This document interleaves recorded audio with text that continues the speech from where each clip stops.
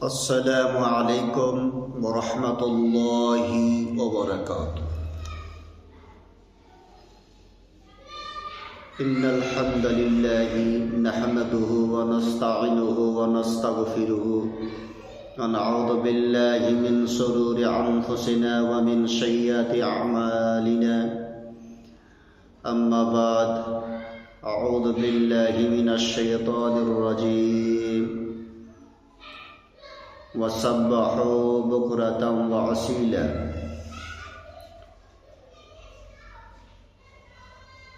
প্রশংসা মাত্র আল্লাহ সুবহানাহু ওয়া তাআলার জন্য, যেই মহান আল্লাহ সুবহানাহু ওয়া তাআলা অতীব দয়ালু। সেই মহান আল্লাহ সুবহানাহু ওয়া তাআলার প্রশংসা, সংক্ষিপ্ত প্রশংসা করি, সকলে বলি আলহামদুলিল্লাহ। অতঃপর বিশ্বনবী মুহাম্মদুর রাসূলুল্লাহ সাল্লাল্লাহু আলাইহি সাল্লামের উপর শান্তির ধারা বর্ষণ হোক, আমিন। আল্লাহুম্মা সাল্লি আলাইহি আল্লাহুম্মা বারিক আলাইহি। প্রিয় সম্মানীয় উপস্থিতি, আজকের বিষয়ে আল্লাহর নিকট প্রার্থনা, সে বিষয়কে সামনে রেখে গুরুত্বপূর্ণ কিছু আলোচনা করব। যদি আল্লাহ সুবহানাহু ওয়া তাআলা আমাকে তৌফিক দেন, ইনশাআল্লাহ তাওয়াক্কালতু আলাইহি উনি। এ বিষয়ে মহান আল্লাহ সুবহানাহু ওয়া তাআলা বলেন, ওয়াসাব্বাহু বুকরাতাম ওয়া আসিলা। আল্লাহ সুবহানাহু ওয়া তাআলা বলেন, এবং সকাল সন্ধ্যায় আল্লাহর পবিত্রতা ও মহিমা বর্ণনা করো। সূরা আহজাব, সূরা নম্বর 33, আয়াত নম্বর 42। তিনি অন্যতরে বলেন, ফাজকুরুনি আযকুরুকুম ওয়াশকুরুলি ওয়ালা তাকফুরুন। অতএব তোমরা আমাকে স্মরণ করো, আমি তোমাদেরকে স্মরণ করব, এবং তোমরা আমার প্রতি কীর্তজ্ঞ হও অনগত্যের মাধ্যমে। অকীর্তজ্ঞ হয়েও না, অবদ্ধ হয়ে। সূরা বাকারা, সূরা নম্বর 2, আয়াত নম্বর 152। তিনি অন্যতরে বলেন, ওয়াযকুর রাব্বাকা কাসীরা ওয়াসাব্বিহ বিল আশিয়্যি ওয়াল ইবকার। আর সেই প্রভুকে বিশেষভাবে স্মরণ করো, এবং সন্ধ্যায় ও প্রভাতে তার মহিমা বর্ণনা করো। সূরা আল ইমরান, সূরা নম্বর 3, আয়াত নম্বর 41। ইবাদত হচ্ছে আল্লাহ সুবহানাহু ওয়া তাআলার নির্দেশ পালন করা, তার নিকট আত্মসমর্পণ করা, বিনয় প্রকাশ করা আর প্রার্থনা করতে।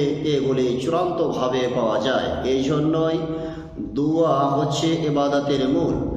আল্লাহর নিকট দোয়া অপেক্ষা কোনো জিনিসে অধিক সম্মানিত নয়। এই জন্যই আল্লাহ সুবহানাহু ওয়া তাআলা তিনি বলেন, উদউনি আস্তাজিব লাকুম। তোমরা আমার নিকট দোয়া করো, আমি তোমাদের প্রার্থনা কবুল করব। সূরা গাফির, আয়াত নম্বর 60। অন্যতরে আল্লাহ সুবহানাহু ওয়া তাআলা বলেন, وَإِذَا سَأَلَكَ عِبَادِي عَنِّي فَإِنِّي قَرِيبٌ أُجِيبُ دَعْوَةَ الدَّاعِ إِذَا دَعَانِ। আর যখন আমার বান্দারা আমাকে আমার ব্যাপার জিজ্ঞেস করে, আপনি মানুষকে বলুন, আমি বান্দার নিকটে রয়েছি, আমি প্রার্থনাকারীর প্রার্থনা কবুল করি যখন সে আমার নিকট প্রার্থনা করে। সূরা বাকারা, সূরা নম্বর 2, আয়াত নম্বর 186। আল্লাহ সুবহানাহু ওয়া তাআলা তিনি আরো বলেন, উদউ রাব্বাকুম তাদাররুআন ওয়া খুফিয়াতান।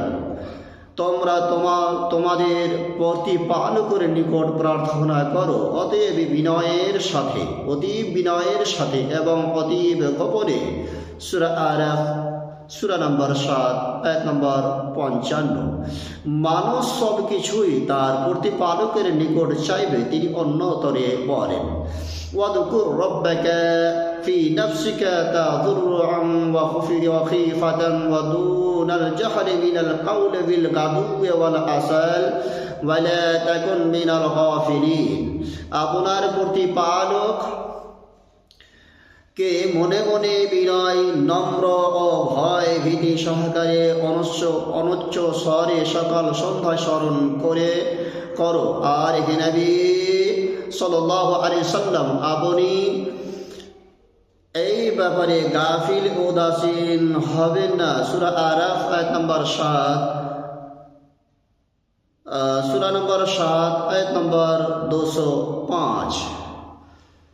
অত্র আয়াতগুলির মাধ্যমে প্রমাণিত হয় আল্লাহ সুবহানাহু ওয়া তাআলা তিনি সর্বক্ষেত্রে আল্লাহ সুবহানাহু ওয়া তাআলাকে ডাকার কথা বলেছেন, আল্লাহ সুবহানাহু ওয়া তাআলার নিকটে প্রার্থনা করার কথা বলেছেন, আল্লাহ সুবহানাহু ওয়া তাআলার নিকটে দোয়া করার কথা বলেছেন।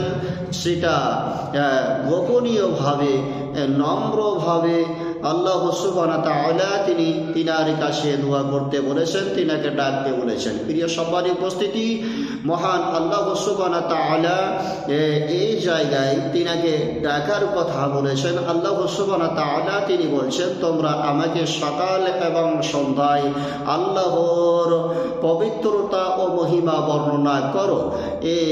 আল্লাহ সুবহানাহু ওয়া তাআলা বিভিন্নভাবে বহু জায়গায় আল্লাহ সুবহানাহু ওয়া তাআলা তিনি কোরআন পাকের মধ্যে ঘোষণা করেছেন।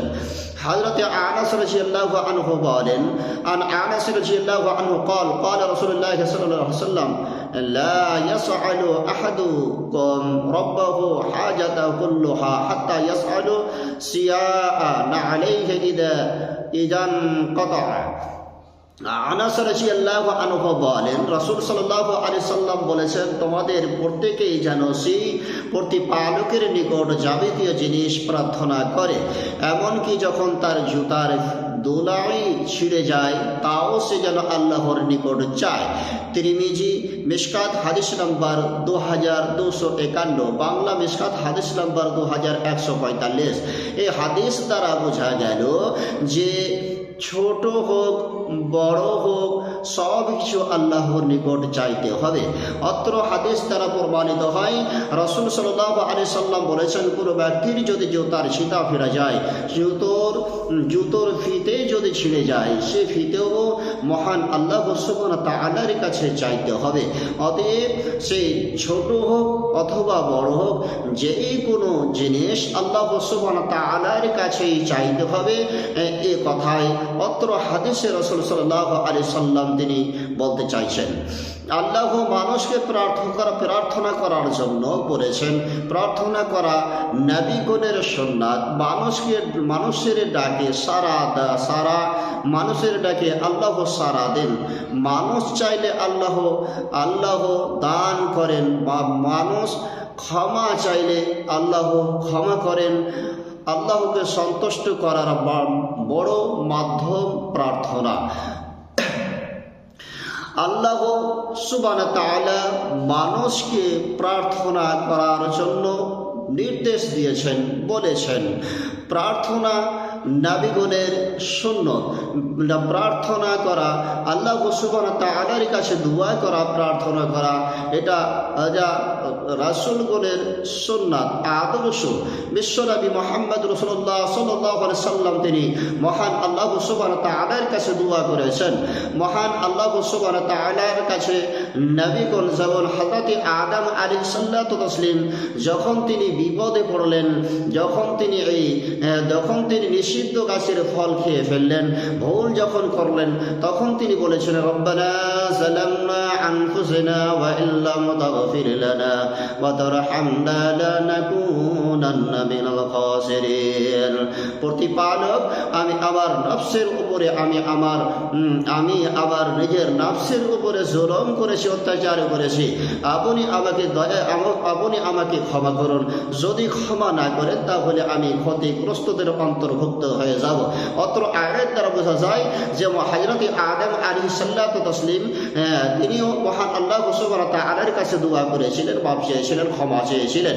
অতএব এটি যদি আমরা আল্লাহ সুবহানাহু ওয়া তাআলার নিকটে প্রার্থনা করি, দোয়া করি, তাহলে হযরতে আদম আলাইহিস সালাতু ওয়াস সালাম আমাদের পিতা হযরতে আদম আলাইহিস সালাতু ওয়াস সালামের আদর্শ হয়ে যাবে। প্রিয় সম্মানীয় উপস্থিতি, যেমন হযরতে ইউনূস আলাইহিস সালাতু ওয়াস সালাম তিনি যখন মাছের পেটের মধ্যে রয়েছেন, তিনি সেই সময়তে মহান আল্লাহ সুবহানাহু ওয়া তাআলার কাছে দোয়া করছেন, লা ইলাহা ইল্লা আনতা সুবহানাকা ইন্নী কুনতু মিনাজ জালিমিন। হযরত ইউনূস আলাইহিস সালাতু ওয়াস সালাম মহান আল্লাহ সুবহানাহু ওয়া তাআলার কাছে মাছের পেটের মধ্যে ঢুকে থেকে সেই অবস্থায় আল্লাহ সুবহানাহু ওয়া তাআলাকে ডাকছেন, হে প্রতিপালক, আমি আমার নিজের নফসের উপরে জুলুম করেছি। এই দোয়া আমরা যে কোনো সময়তে পড়তে পারি। যে কোনো পৃথিবীর মানুষ, আমরা মুসলমান যদি বিপদে পড়ি, এই বিপদের সময়তে দোয়া পড়া যেতে পারে। এই দোয়া আমরা যে কোনো সময়তে পড়তে পারি। আল্লাহ সুবহানাহু ওয়া তাআলা তিনি আমাদেরকে উদ্ধার করবেন। অতএব আল্লাহ সুবহানাহু ওয়া তাআলা তিনি প্রার্থনা করতে বলেছেন, এবং প্রার্থনা হচ্ছে নবী এবং রাসূলগণের আদর্শ, তিনাদের আদর্শ, তিনাদের আদর্শ এবং তিনাদের সুন্নাত। মানুষের এটাকে আল্লাহ সুবহানাহু ওয়া তাআলা তিনি সাড়া দেন। আল্লাহ সুবহানাহু ওয়া তাআলাকে যদি আমরা ডাকি, মানুষেরা যদি আল্লাহ সুবহানাহু ওয়া তাআলাকে ডাকে, আল্লাহ সুবহানাহু ওয়া তাআলার কাছে যদি প্রার্থনা করে, আল্লাহ সুবহানাহু ওয়া তাআলা তিনি মানুষের ডাকে সাড়া দেন। মানুষ চাইলে আল্লাহ সুবহানাহু ওয়া তাআলা তিনি দান করেন। আল্লাহ সুবহানাহু ওয়া তাআলার কাছে আপনার কোনো জিনিসের প্রয়োজন আছে, আপনার কোনো জিনিসের প্রয়োজন আছে, আপনার কোনো জিনিসের প্রয়োজন হয়েছে, এই প্রয়োজন আল্লাহ সুবহানাহু ওয়া তাআলার কাছে চান, আল্লাহ সুবহানাহু ওয়া তাআলা তিনি দান করবেন, এ কথাই বলেন। মানুষ আল্লাহ সুবহানাহু ওয়া তাআলার কাছে ক্ষমা চাইলে আল্লাহ সুবহানাহু ওয়া তাআলা তিনি ক্ষমা করেন। মানুষ আল্লাহ সুবহানাহু ওয়া তাআলার কাছে ক্ষমা চাইলে আল্লাহ সুবহানাহু ওয়া তাআলা তিনি ক্ষমা করেন। মহান আল্লাহ সুবহানাহু ওয়া তাআলা তিনি বলছেন, মহান আল্লাহ সুবহানাহু ওয়া তাআলা তিনি বলছেন, তুবু ইলাল্লাহি তাওবাতান নাসুহা, তোমরা আমার নিকটে তওবা করো, তওবায়ে নাসুহা, অনুতপ্ত হয়ে, বিনীত সহকারে, নরম হয়ে আল্লাহ সুবহানাহু ওয়া তাআলার কাছে আত্মাকে সমর্পণ করে দিয়ে আমার নিকটে ক্ষমা চাও, আমি তোমাদের ক্ষমা করে দেব।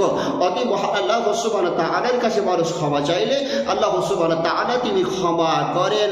আল্লাহকে সন্তুষ্ট করার বড় মাধ্যম হচ্ছে, আল্লাহ সুবহানাহু ওয়া তাআলাকে সন্তুষ্ট করার, আল্লাহ সুবহানাহু ওয়া তাআলাকে রাজি করার বড় মাধ্যম হচ্ছে প্রার্থনা করা। আল্লাহ সুবহানাহু ওয়া তাআলাকে খুশি করা, সন্তুষ্ট করা, রাজি করার বড় মাধ্যম হচ্ছে, হাতিয়ার হচ্ছে, অস্ত্র হচ্ছে প্রার্থনা করা, দোয়া করা। আল্লাহ সুবহানাহু ওয়া তাআলাকে আপনি গভীর রাত্রিতে উঠে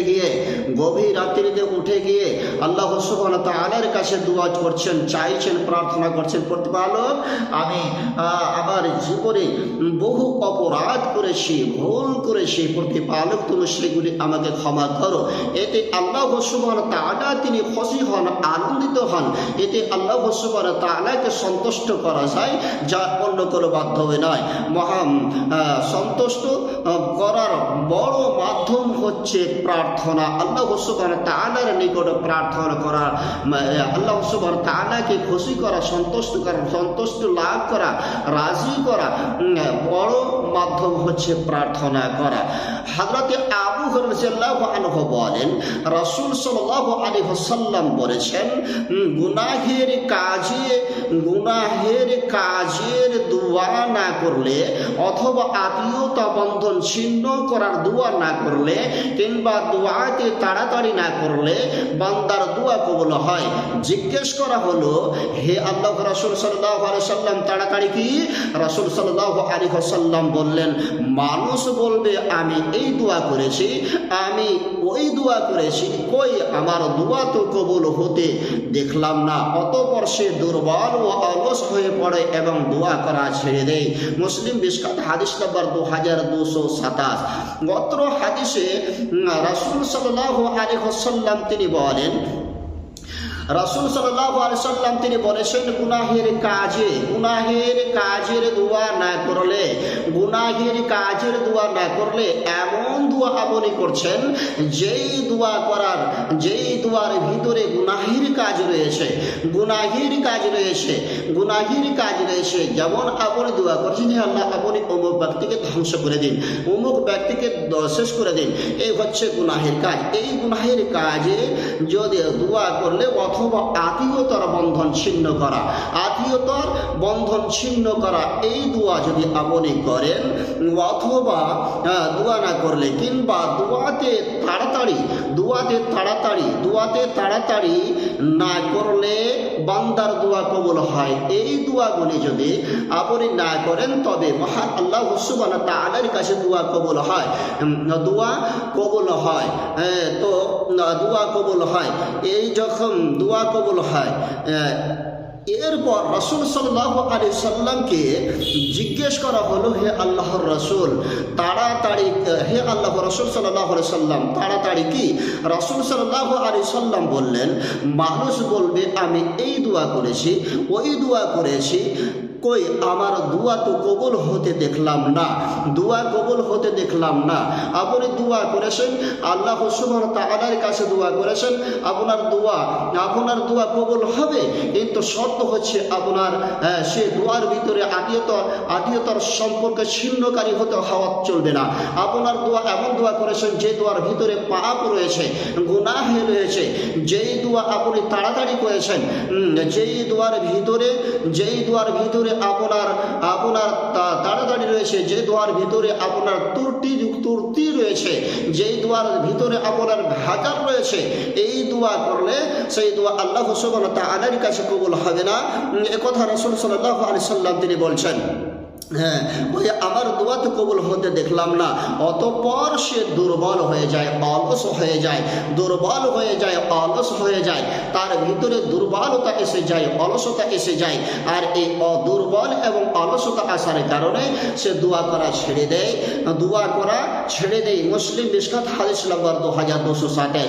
অত্র হাদিসের ভিতরে রাসূল সাল্লাল্লাহু আলাইহি সাল্লাম তিনি বলেন, মানুষ আল্লাহ সুবহানাহু ওয়া তাআলার কাছে দোয়া করলে, যেই কোনো দোয়া করলে দোয়া কবুল হয়, কিন্তু শর্ত হচ্ছে সেই এমন দোয়া যার ভিতরে পাপ রয়েছে, গুনাহ রয়েছে, এই রূপ দোয়া করলে দোয়া কবুল হবে না।